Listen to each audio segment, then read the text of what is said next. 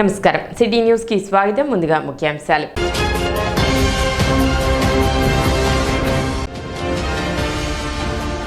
పట్టణంలో భక్తి శ్రద్ధలతో గుడ్ ఫ్రైడే వేడుకలు జరుపుకున్న క్రైస్తవులు.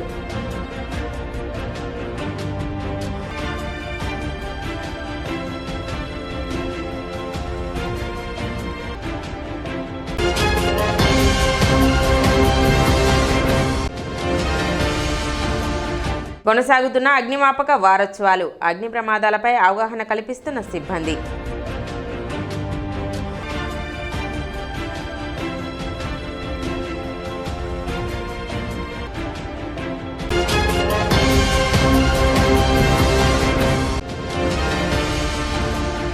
వక్ఫ్ సవరణ బిల్లును నిరసిస్తూ పట్టణంలో శాంతి ర్యాలీ నిర్వహించిన ముస్లిం సంఘాలు.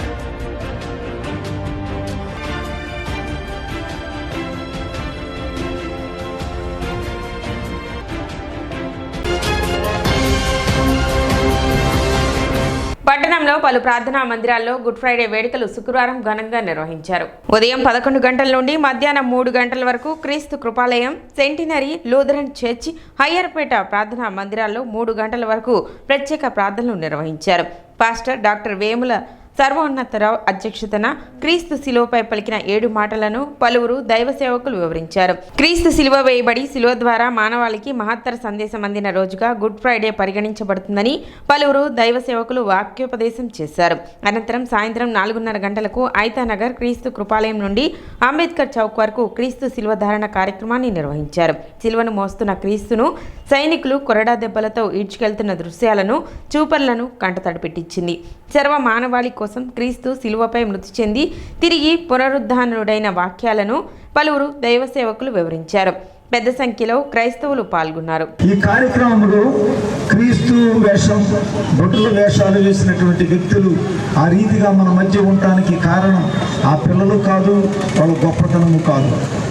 టోటల్ క్రెడిట్ గోస్ టు మా మామగారు ప్రభాకర్ గారు. ఇది మొత్తం 4 రోజుల నుంచి శ్రమపడి పనిచేశాడు.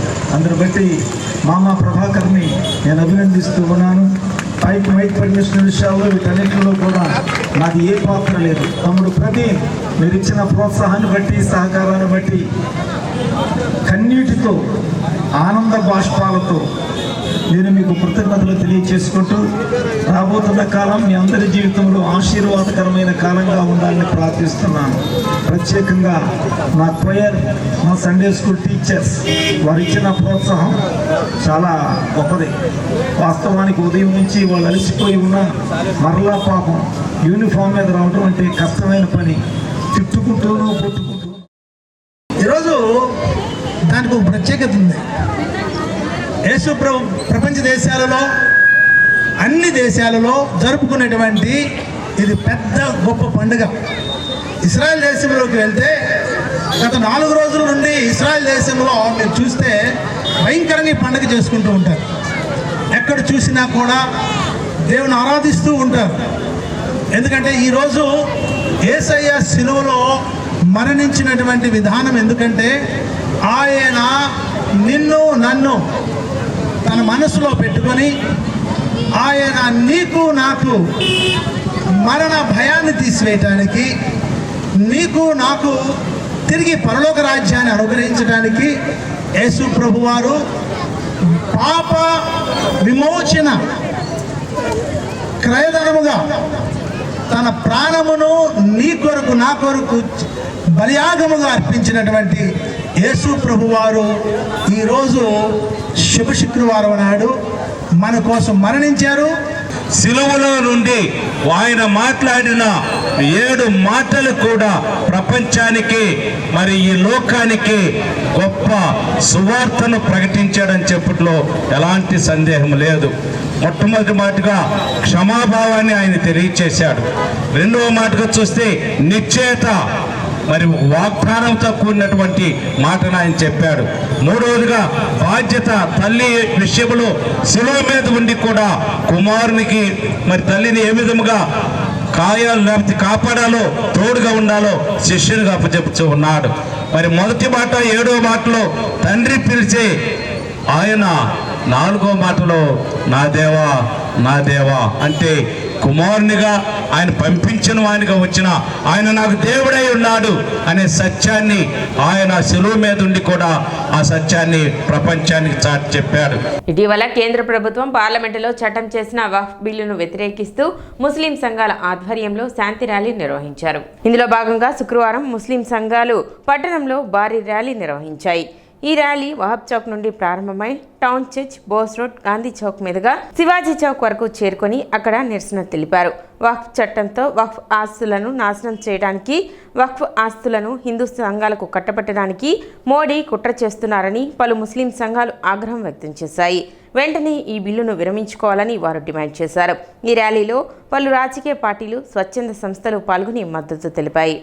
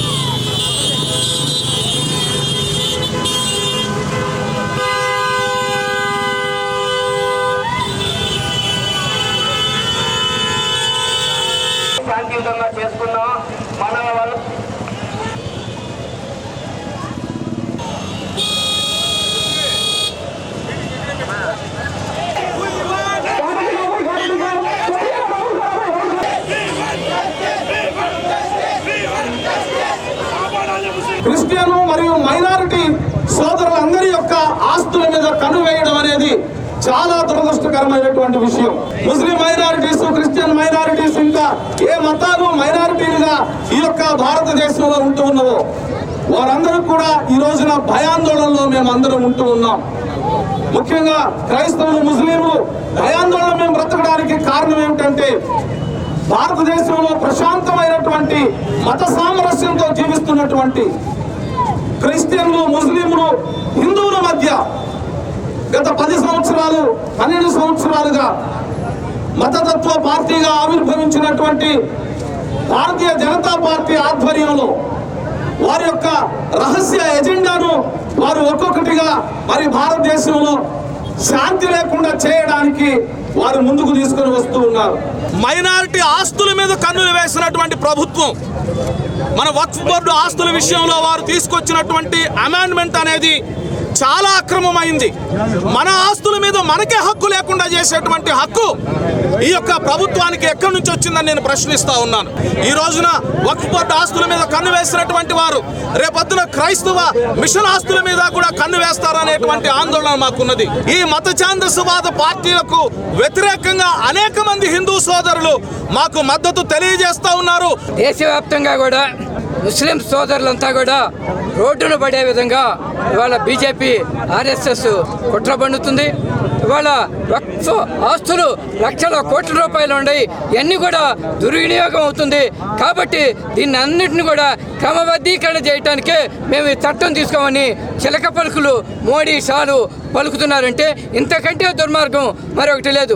ఆనాడు అంబేద్కర్ గారు రాసిన రాజ్యాంగం ఇవాళ లౌకిక రాజ్యాంగం, ఇవాళ రాజ్యాంగాన్ని తొంగలో దొక్కి ఇవాళ మనువాద రాజ్యాంగాన్ని తీసుకొచ్చేందుకు ఈ యొక్క మోడీ షాలు బీజేపీ ఆర్ఎస్ఎస్లు కుట్ర పన్నుతున్నాయి.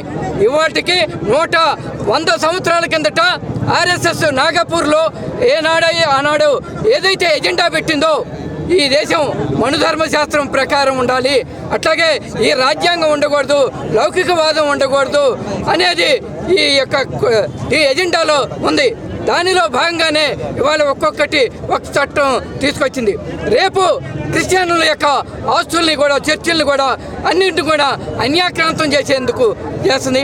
ఆ తర్వాత హిందువులు కూడా ఆస్తులు కూడా ఆ విధంగా అదానీ అంబానీలకి కట్టబెట్టేందుకు ఒకవేళ ప్రణాళికాబద్ధంగా చేస్తుంది.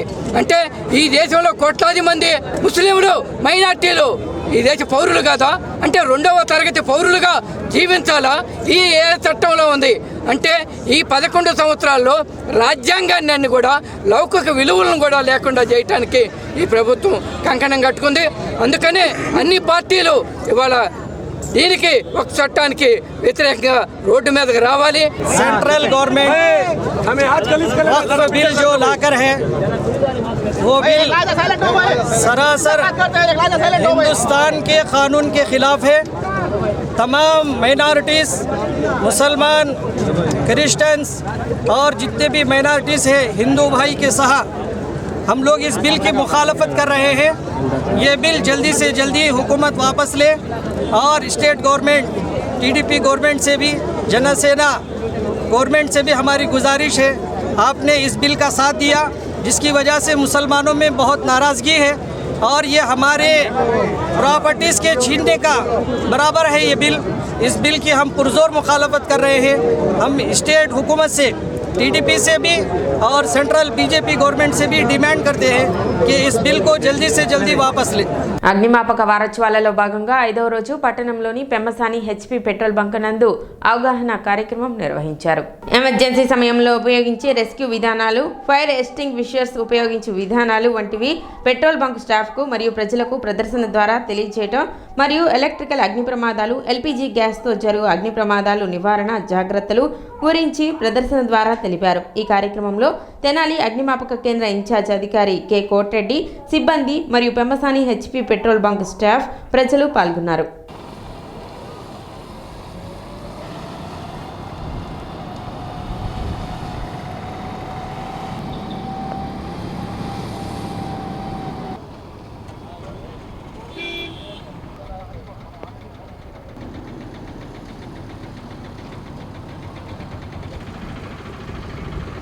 ఈరోజు అగ్నిమాపక వారోత్సవాల్లో భాగంగా ఫైర్ సర్వీస్ వారు పెమ్మసాని పెట్రోల్ బంక్ నందు మాక్ డ్రిల్ నిర్వహించడం జరిగినది. మాకు తెలియని విషయాలు అనేకం మాకు తెలియజేయటమైనది. మా కుర్రవాళ్ళందరికీ ట్రైనింగ్ ఇచ్చారు. కొన్ని చాలా ఇంపార్టెంట్ విషయాలను ఈరోజు మాకు వాళ్ళు తెలియజేశారు. హోమ్ గురించి కూడా డెమో ఇచ్చారు. కాబట్టి ఇలాంటి కార్యక్రమం నిర్వహించడం వలన చాలా మాకు ఉపయోగకరంగాను తెలుసుకోవాల్సిన విషయాలను తెలుసుకోవడం జరిగింది. సంతోషం. అగ్నిమాపక వారోత్సవాల్లో భాగంగా పెమ్మసాని పెట్రోల్ బంక్ రావడం ఉప్పాలెం రోడ్లో వచ్చి అక్కడ ఉన్న సిబ్బందికి ఫైర్ జరిగినప్పుడు ఏం చేయాలని మొత్తం అక్కడ అది కాక CO కార్బన్ డైఆక్సైడ్ దాంతో ఎట్లా ఫైర్ ఆర్పాలి, ఫోమ్తో ఎట్లా ఫైర్ ఆర్పాలి, ఫోమ్ మాక్ డ్రిల్ చేయించడం జరిగింది. సిబ్బంది కూడా అందరూ బాగా రియాక్ట్ అయ్యారు. వాళ్ళు చక్కగా నేర్చుకున్నారు. వాళ్ళని అడిగి కొన్ని ఏమైనా డౌట్స్ ఉన్నాయని అడగడం జరిగింది. వాళ్ళు అన్ని చక్కగా తెలుసుకోవడం జరిగింది. మాకు చాలా ఆనందంగా ఉంది. స్థానిక ఐతానగర్లోని రక్షణ సైన్యం చర్చి నందు గుడ్ ఫ్రైడే వేడుకలు నిర్వహించారు. ఈ సందర్భంగా నిర్వహించిన ఆరాధన కార్యక్రమంలో సంఘ కాపరి మేజర్ నాగరాజు ఏసీసీలో పలికిన మాటలను వాక్యోపదేశం చేశారు.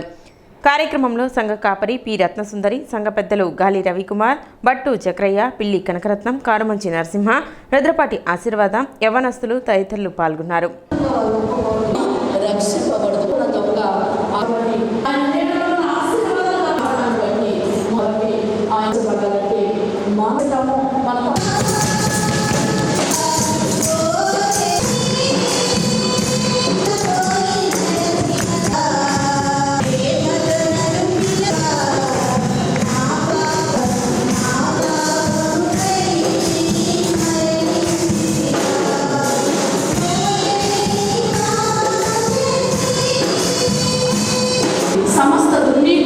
మనల్ని పవిత్రపరచగలగా ఆయనను మనం ఒప్పుకునే వారంగా ఉండాలి. ఆయన సన్నిధిలో మనం తప్పిదలను ఒప్పుకునే వారంగా ఉండాలి. ఆయన సన్నిధిలో మనం చేసే అపరాధాలను ఒప్పుకునే వారంగా ఉండాలి. అప్పుడు ఆయన మనలను పవిత్రంగా చేస్తాడని చెప్పి లేఖన ద్వారా మీకు తెలియజేస్తున్నాను. కనుక ప్రభువునందు ప్రియ దేవుని బిడ్డలారా, ఈ మధ్యాహ్న సమయంలో మరి సిలువలో ఉన్న దొంగ తన యొక్క తప్పులు తెలుసుకున్నాడు, పశ్చాత్తాపడి మరి ఆయన గుణంగా తగ్గించుకుంటున్నాడు. నాకు ఈ శిక్ష పర్వాలేదులే, నేను చనిపోతే ఏమవుతుంది అని అనుకోవట్లేదు. పట్టణంలో గుడ్ ఫ్రైడే వేడుకలు భక్తి శ్రద్ధలతో జరిగాయి. ఈ సందర్భంగా చర్చిల్లో ప్రత్యేక ప్రార్థనలు నిర్వహించారు. క్రైస్తవులు అత్యంత పర్వదినంగా చేసుకునే పండుగల్లో గుడ్ ఫ్రైడే ఒకటి. ఈ పండుగ సందర్భంగా అన్ని ప్రార్థనా మందిరాల్లో యేసు ప్రభువును స్మరించుకుంటూ వేడుకలు ఘనంగా చేసుకున్నారు. అనంతరం ఒకరికొకరు శుభాకాంక్షలు తెలిపారు. ఈ మాటలన్నీ శిష్యులు వింటున్నారు. తప్పు చేసిన నేను ఎన్ని మార్లు క్షమించాలి, ఎందుకంటే యూదులో నేను ఎన్ని మార్లు క్షమించాలి, ఇన్ని మార్లు క్షమించాలి. బిడ్డలు దేవుని దాసులు చేయవలసినటువంటి విధానం క్షమించడు. ఎందుకంటే మనిషిలో ఉన్నటువంటి ద్వేషము మరి ఇష్టానుసారమైనటువంటి విధానము క్షమారుగా ఈ లోకంలో 700 కానీ అది కాదు. కానీ ప్రేమ, ఆదరణ, దయ, కృప, కనికరము వీటన్నిటితో పాటు క్షమాగుణం, ఆ సాధాను అవతోడి మాటలు దేవుడేమైనా ఆశ్చర్యపోతానా అంటే ఇక్కడ నెరవేర్పుగా జరిగిన పట్టులో ఆయన ఈ లోకంలో జీవించినప్పుడు మాట్లాడాడు. అనేకమైన మీ అపరాధములను క్షమాపణ అనేటటువంటిది ఎంతో కష్టము. ఎంతంటే అది చెప్పరానంత కష్టము. కానీ యేసు ప్రభువారి యొక్క మాటలు బట్టి చూసినట్లయితే అది ఖచ్చితముగా ఆయన బిడ్డలు కలిగి ఉండాలని ఆయన కోరుకుంటున్నాడు. యేసు ప్రభువారు మత్తయి సువార్త 18వ అధ్యాయం ఆయన చక్కటి ఉపమానం చెబుతున్నాడు. ఒకానొక ధర్మవంతుని దగ్గర ఒక వ్యక్తి, ఒక దాసుడు 10,000 దేనారాలు బాకీ పడ్డాడు. ఈ దినము మహాశుక్రవారము టౌన్ చర్చి నడుపుతూ ఉంది. యేసుక్రీస్తు వారు ఆయన శ్రమపడి శిలువ మీద 7 మాటలు మాట్లాడటం అనేది ఈ దినాన ధ్యానం చేస్తున్నా. ఈ 7 మాటలు చాలా శుభ పరిణామాలు. యేసుక్రీస్తు వారు సప్తస్వరాలు మాట్లాడాడు. కల్వరి కొండలో యేసుక్రీస్తు వారు తన రుధిరధారల ద్వారా మానవాళికి పాపం నుంచి విముక్తి కలుగజేసి ఆయన ఇచ్చిన గొప్ప రక్షణ, ఆ రక్షణ బట్టి మనం ఈ దినాన మనం చాలా సంతోషిస్తున్నాం. ఈ యొక్క దినాన ప్రత్యేక రీతిలో మరి దేవుని యొక్క నామాన్ని స్మరణ చేస్తూ ఈ పట్టణ ప్రజలు, పుర ప్రజలు యేసుక్రీస్తు వారి సిలువలో ఆయన త్యాగాన్ని గురించి మాట్లాడుతున్నారు. ఫస్ట్ మాట, తండ్రి వీరేం చేస్తున్నారు, వీరెవరుగా వీరిని క్షమించము. రెండవ మాట, యేసుక్రీస్తు వారి పలికిన మాటలో నీవు నాతో కూడా పరదేశులు నువ్వు దొంగకి ఇచ్చిన రక్షణ. మూడో మాట, అమ్మా ఇదిగో నీ కుమారుడు. నాలుగో మాట, నా దేవా నన్ను ఎందుకు చెయ్యి విడిచితివి. ఐదో మాట, నేను దప్పికొనుచున్నాను. ఆరో మాట, సమాప్తమైంది. ఏడో మాట, తండ్రి నీ చేతికి నా ఆత్మ అప్పగించున్నానని యేసుక్రీస్తు పలికిన అమ్ములైన మాటలు.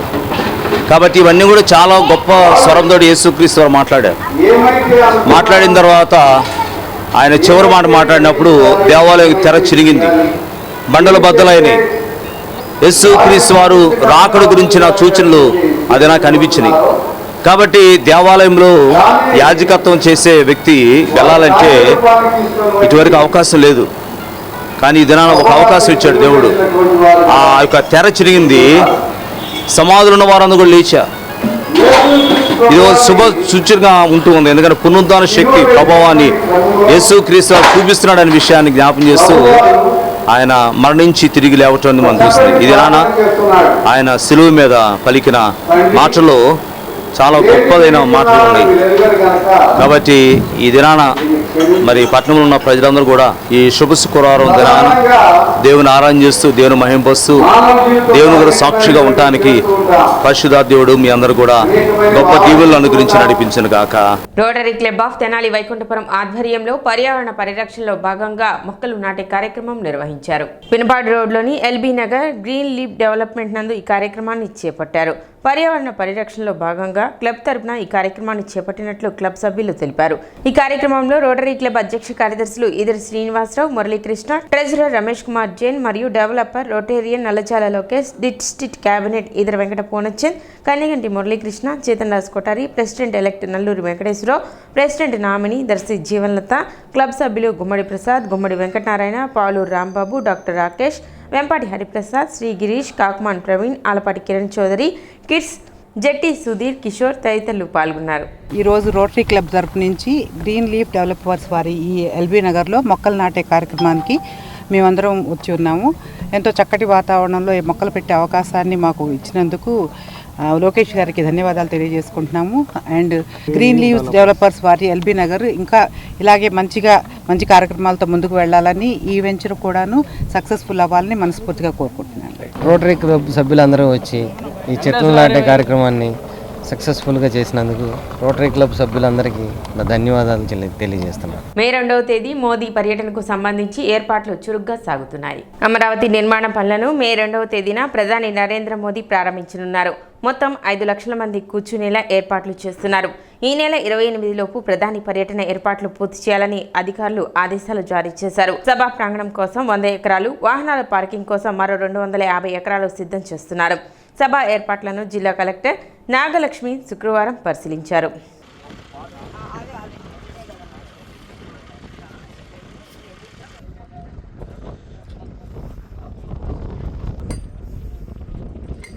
మనకి అమరావతి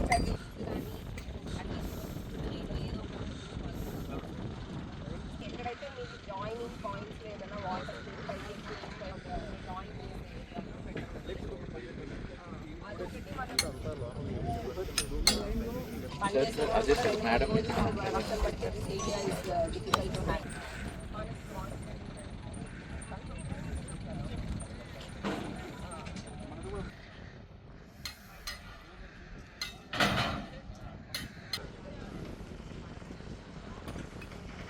రజక వాలంటీర్ సర్వీస్ సొసైటీ ఆధ్వర్యంలో చలివేంద్రాన్ని మున్సిపల్ కమిషనర్ వి లక్ష్మీపతి ప్రారంభించారు. ఆర్వీఎస్ కమ్యూనిటీ అభివృద్ధి కోసం పాటుపడటమే కాకుండా సామాజిక కార్యక్రమాలలో భాగంగా మెడికల్ క్యాంపులు, చలివేంద్రాల రూపంలో సేవ చేయడం అభినందనీయమని అసిస్టెంట్ కమిషనర్ లక్ష్మీపతి తెలిపారు. సంస్థ అధ్యక్షులు పోతర్లంక ప్రసాద్, కార్యదర్శి పేటేటి శ్రీనివాస్, ట్రెజరర్ పోతర్లంక శ్రీనివాస్, శివరామకృష్ణ, వెంకట నాల్చారయ్య, మురళీకృష్ణ, మోపిదేవి శ్రీనివాస్, కొల్లూరు శ్రీనివాసరావు, శివనాగేశ్వరరావు, పెదలంక వెంకటేశ్వరరావు పాల్గొన్నారు. మొదటి రోజు ఫణిదపు దుర్గా ప్రసాద్ మజ్జిగ అందజేశారు. కార్యక్రమాన్ని 24వ వార్డు కౌన్సిలర్ పెదలంక లక్ష్మీ లావణ్య పర్యవేక్షించారు.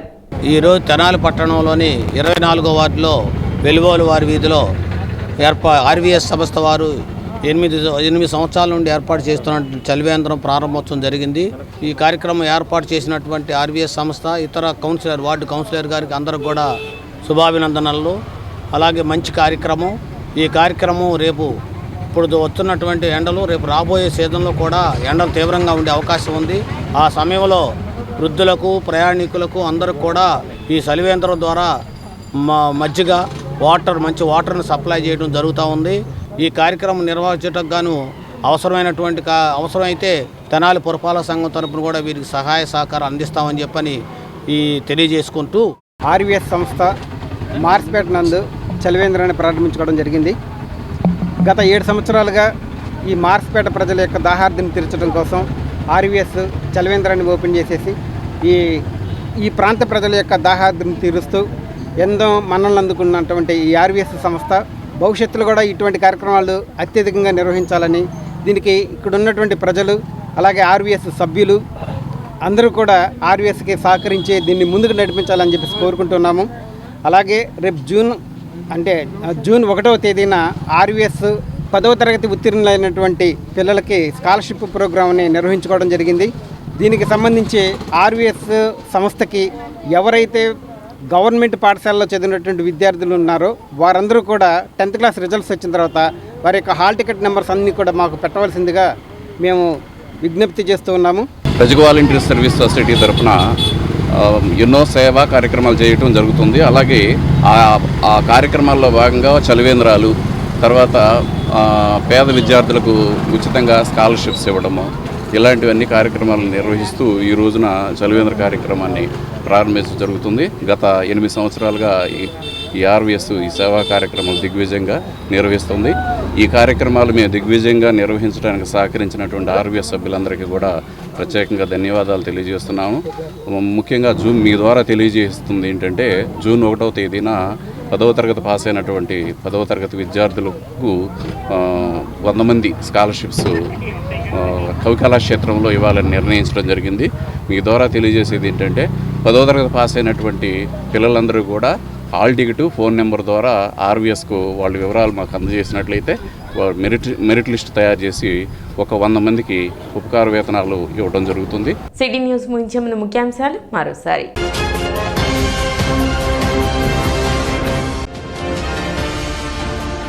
పట్టణంలో భక్తి శ్రద్ధలతో గుడ్ ఫ్రైడే వేడుకలు జరుపుకున్న క్రైస్తవులు.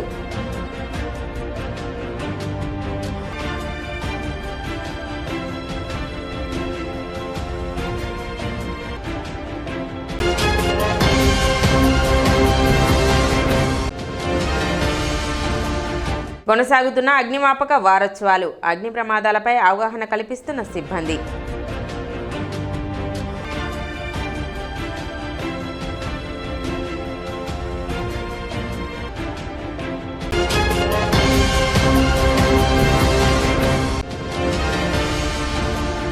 వక్ఫ్ సవరణ బిల్లును నిరసిస్తూ పట్టణంలో శాంతి ర్యాలీ నిర్వహించిన ముస్లిం సంఘాలు.